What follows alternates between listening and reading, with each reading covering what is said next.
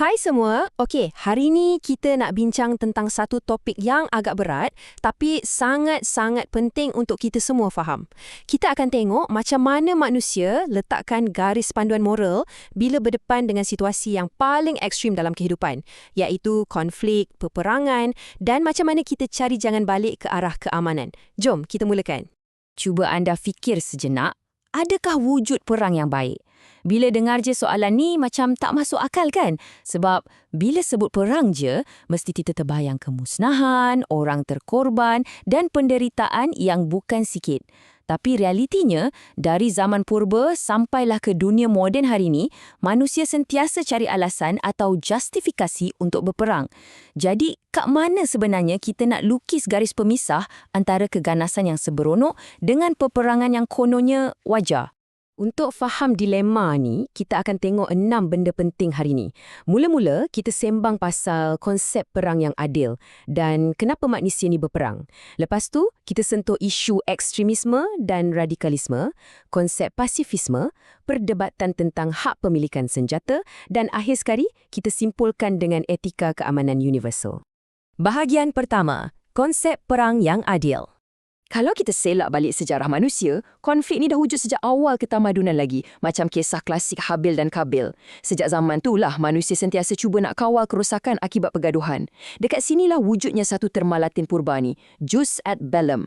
Bunyi macam jampi sihir kan? Tapi sebenarnya ia bawa maksud etika sebelum bermulanya peperangan. Ia fokus kepada sebab kenapa kita angkat senjata pada mulanya. Ia wujud bersekali dengan etika semasa perang sedang berlangsung dan etika selepas perang. Tapi soalan utamanya, macam mana kita nak nilai sama ada tindakan mulakan perang tu sah atau tak? Okey, nak mulakan perang ni bukan boleh sembrono. Ada 6 syarat yang memang ketat dan wajib dipatuhi. Pertama, arahan tu mesti datang dari pihak berkuasa yang sah, bukan individu atau kumpulan haram yang memandai-mandai. Kedua dan ketiga, sebab dan niatnya mesti adil. Contohnya macam nak pertahankan diri. Keempat, mesti ada harapan untuk menang. Yelah, buat apa gadaikan nyawa kalau dah tahu konflik tu takkan ke mana, betul tak? Syarat kelima ni sangat krusial. Diplomasi mesti dan wajib diutamakan. Perang ni betul-betul pilihan terakhir bila jalan rundingan dah mati. Dan yang keenam, bila dah perang tu, sasarannya hanyalah tentera lawan. Orang awam langsung tak boleh disentuh. Itu membawa kita ke bahagian kedua. Kenapa manusia berperang? Sekarang anda mungkin terfikir, kalau peraturannya dah ketat macam tu, kenapa kita masih nampak orang berperang? Selain daripada sebab nak pertahankan diri, yang memang hak mutlak sesebuah negara, berebut kuasa politik dan ekonomi adalah antara punca utama. Contoh paling dekat, pertikaian dekat Laut China Selatan yang melibatkan laluan perdagangan yang sangat berharga. Dekat situ, Undang-Undang Laut Antarabangsa atau UN Clause main peranan supaya semua pihak tak terus angkat senjata.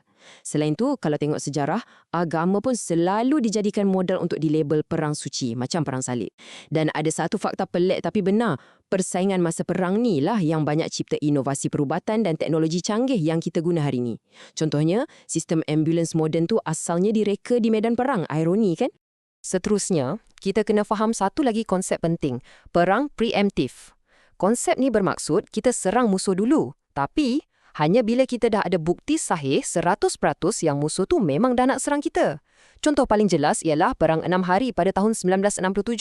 Tapi ingat, ini bukan tiket free untuk kita serang mana-mana negara sesuka hati sebab syak wasangka. Sebab tu, Piagam Pertubuhan Bangsa-Bangsa Bersatu, terutamanya Artikel 51, gariskan undang-undang ni dengan sangat teliti untuk pastikan konsep serang dulu untuk pertahan diri ni tak disalahgunakan. Sekarang kita masuk bahagian ketiga, ekstremisme, keganasan dan radikalisme. Bila semua peraturan yang kita bincang tadi itu ke laut, dunia akan masuk ke fasa ekstremisme. Untuk topik ni, kita letak tepi dulu emosi dan kita tengok perbezaan teknikalnya secara objektif. Apa beza radikalisme dan keganasan atau terorisme? Okey, radikalisme, walaupun bunyinya agak menakutkan, sebenarnya merujuk kepada kelantangan mengkritik kerajaan tanpa guna senjata. Dalam negara demokrasi moden, benda ni dilindungi di bawah kebebasan bersuara. Tapi, bila kumpulan ni mula guna senjata, mula buat serangan fizikal terhadap kerajaan, lebih-lebih lagi pada orang awam, dekat situlah garis merah dah dilepasi. Itu dah jadi keganasan. Ia bukan lagi pejuang hak asasi, ia dah jadi perbuatan jenayah mutlak yang salah di sisi undang-undang.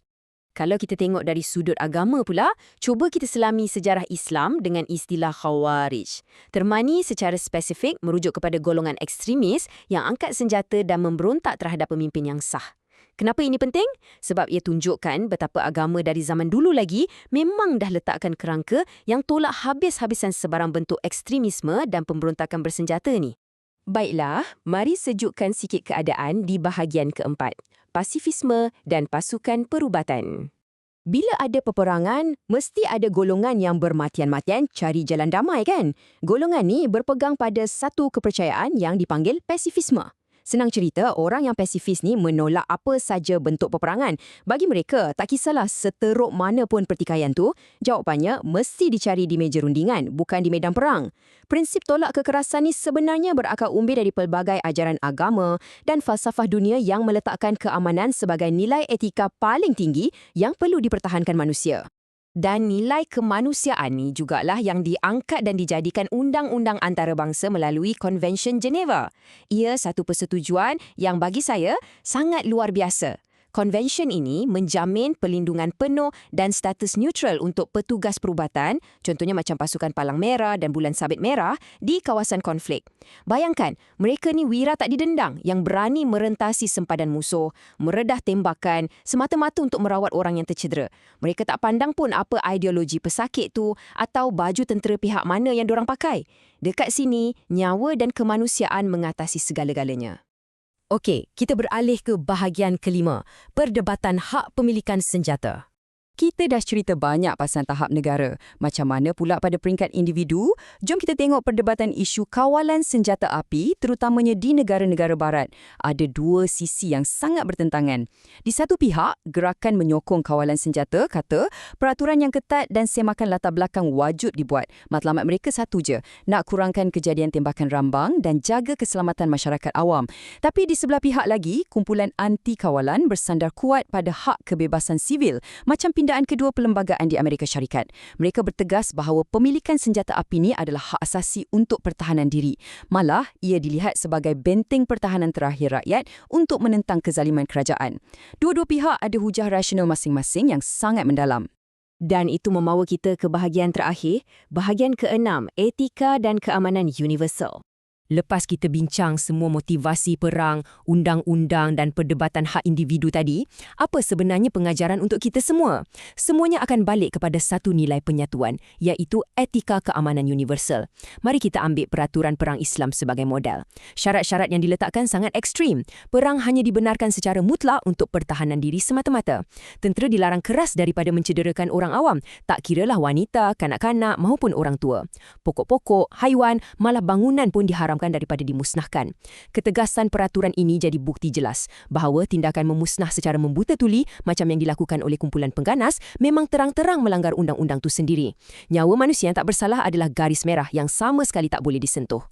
Nilai kemanusiaan ini disimpulkan dengan sangat indah melalui petikan Al-Quran ini, sesiapa yang menyelamatkan nyawa adalah seolah-olah menyelamatkan nyawa seluruh umat manusia. Anda nampak tak kenapa ni sangat penting untuk kita hayati hari ini? Sebabnya, tak kisahlah dari benua mana kita datang, apa kepercayaan atau budaya kita, tanggungjawab moral kita yang paling tinggi di bumi ini adalah memelihara nyawa manusia. Ya, konflik mungkin akan cuba memecah belahkan kita, tapi belas ihsan dan sikap menghargai setiap inci nyawa manusia itulah yang akan menyatukan kita semua kembali. Berdasarkan semua kerumitan sejarah, etika, undang-undang, dan kejatuhan akibat konflik yang kita dah bincangkan tadi, saya nak tinggalkan anda dengan satu soalan untuk direnungkan. Agak-agaknya, boleh tak kalau diplomasi dan rundingan dijadikan senjata paling mutlak untuk pastikan kita umat manusia ni terus kekal bertahan? Tak mungkinkah kesabaran, dialog dan tolak ansur, bukannya tembakan peluru, adalah satu-satunya jalan sebenar kita ke arah hari esok yang lebih cerah? Anda nilaikan sendiri. Okey, itu saja untuk kali ini. Terima kasih banyak-banyak sebab luangkan masa dan tumpuan anda. Terus berfikir secara kritis, jaga diri dan sampai kita berjumpa lagi.